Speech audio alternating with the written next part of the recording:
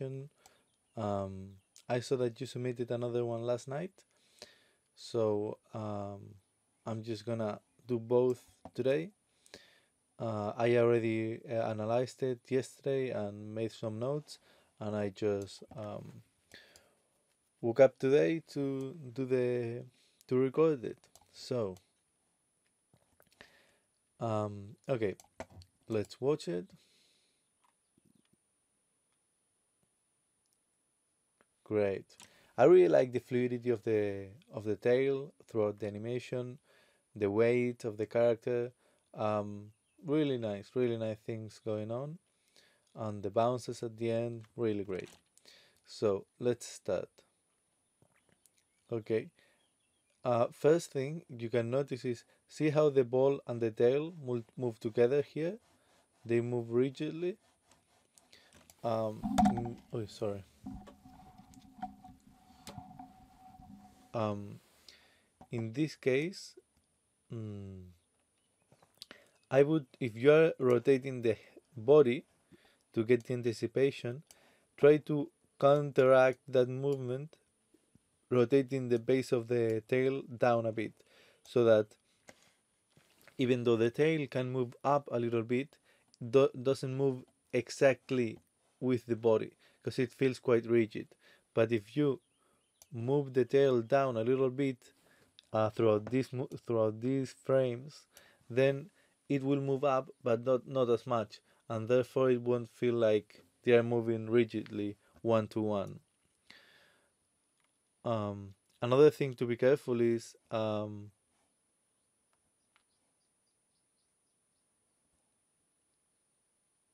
see how this is for this is good sometimes to have a floor, because see how here, boom, see how the body intersects, goes below the floor. The body is going below the floor for the squash, for the anticipation squash. And then when the character squashes, I don't know if this rig has the capability, but if you don't have the control, just use the normal mesh controls, the to yeah to rotate, move, and squash and stretch uh, normal planes and balls and everything, and just squash it side to side, because right now it's just decreasing in volume, in vertical volume. But when you create the squash and stretch, you need to move the mass of the object somewhere. That's why it squashes and stretches, because when it jumps, it stretches on a vertical level and it squashes on a horizontal level. That's why you get that kind of, see, you get thinner and taller, and here you want to get shorter and thicker, because the mass is moving to the sides of the object.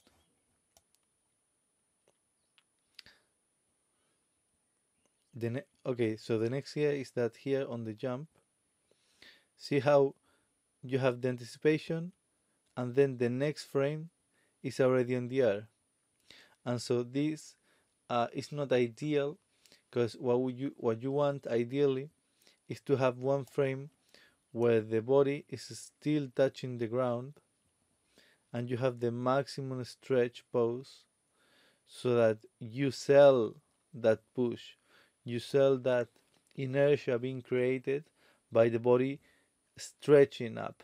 So it's boom, so it pushes all, like it's almost like the legs stretching, like the body stretches and creates all this inertia. Then jump back to original. Also, I think here there is an issue, because see how you squash the body from the sides, but you also need to stretch it, because right now it's keeping the same. You are losing volume on the character on the transition. So you need to stretch it vertically as you squash it um, on the um, on the sides.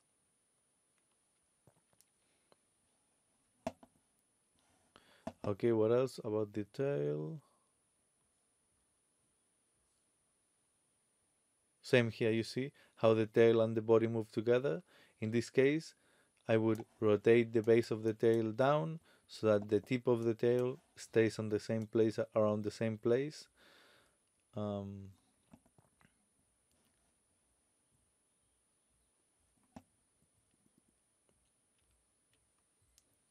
Great, really like it.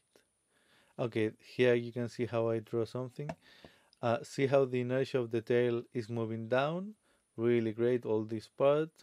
And then boom, it pops up. I think it's too sudden. It's because it's flowing nicely down and then suddenly boom, it pops up. So I think this frame should keep the tail a bit lower. So it mostly because it's a change of direction. So the tail is moving down and boom, over one frame changes direction with a quite big spacing. So it feels it feels like a pop, because if you have a big spacing and also in a change of direction, it almost always feels like a pop. Um, then here as well, see, well, as well, another thing, see how the tail now is moving up, and then you can keep the tail moving up, because see how the angle of the tail on the upper part of the tail is pretty much the same. Well, if the tail is moving up, you can keep that inertia. Keep rotating the tip of the tail up, so you keep that inertia moving upwards. Great.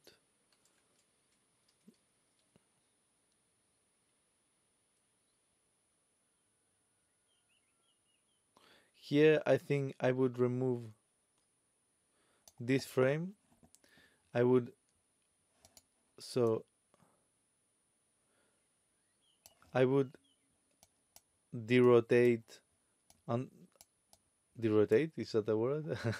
I would rotate back the tip of the tail, because see how the tip of the tail is squashing with the tail here, which is a cool effect. But the thing is, now in this frame, boom, it pops off, so it feels like a pop. It's too sudden.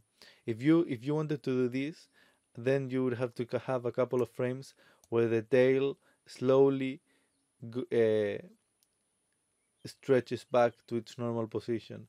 But right now, I would literally just delete this frame of the tail, see what's in between the computer gives me, and adjust it accordingly. See also here, see this jump, see how the tail moves together with the body. Same here, if the body is moving up, then I would rotate the base of the tail down a bit so that it doesn't move rigidly together. And also, as a final note, see the tail here, how nicely the tip of the tail and the rest of the tail look, and see at the end how it feels that is squashed in the tip of the tail inside the tail. So I would adjust it, try to keep it a more natural feeling of the tail, more relaxed, kind of like in the beginning. Okay, and then about the jumps, about the jumps, they are really nice. Let me see.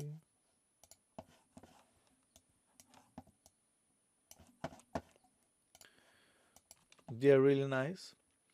There's just a couple of things. The first two I really like. The first two jumps I really like. I see that you haven't.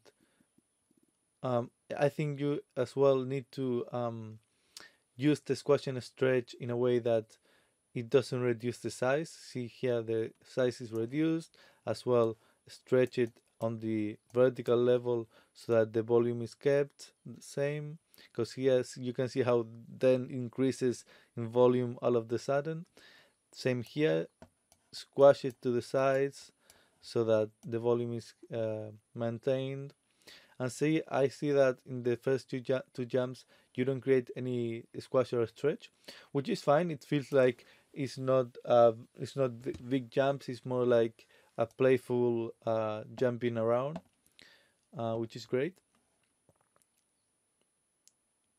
The only thing is this jump is moving. I think it's moving too much. See?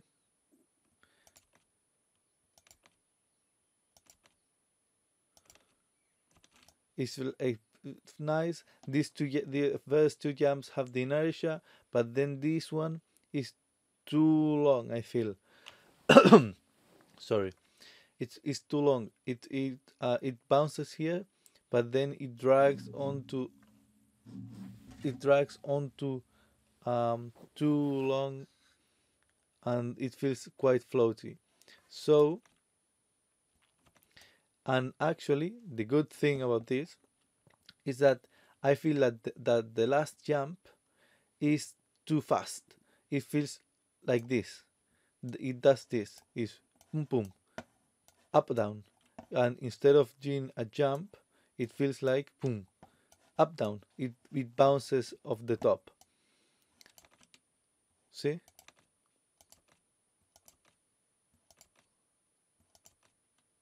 Boom, boom. And so I would actually add a couple of frames to the last jump so that you have enough room to let it float for a couple of frames on the air and then go back down instead of bouncing off the top. And that 2 frames you can take it out from this jump. So this jump, remember that I said that I feel it's too floaty, it has too many frames, it takes too long. Then I would remove 2 frames from this jump and add 2 frames to this jump. So I think that would do the trick. We can, of course, review it again to finish to polish it if you want.